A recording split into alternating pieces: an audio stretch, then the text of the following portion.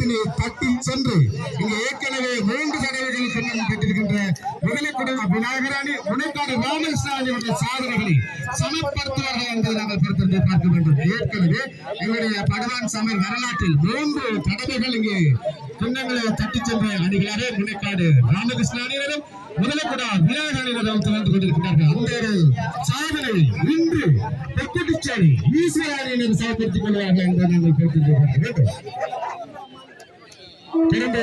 வீரர்கள் அதிதிகளால் இங்கே கைகொடுத்து உச்சநீதிமன்றத்தை தயாராக்கப்பட்டுக் கொண்டிருக்கிறார்கள். இந்த குழந்தைகளுடைய குழுவினை படங்கள் நடைபெறுகின்றது. அதைத் தொடர்ந்து எங்களுடைய 2 அணி தலைவர்களும் எங்களுடைய உரையாட இருக்கின்றார்கள். அதைத் தொடர்ந்து எங்களுடைய இறுதிப் போட்டியானது ஆரம்பிக்கப்பட இருக்கின்றது.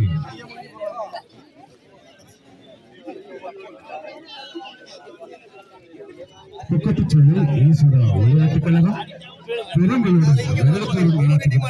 படுவாரின் சமரில் வர்ணிக்கப்படுகின்ற மாபெரும் சுற்றுப் போட்டியானது இந்த மண்ணிலே, அதாவது எங்களுடைய வீர மரபர்கள்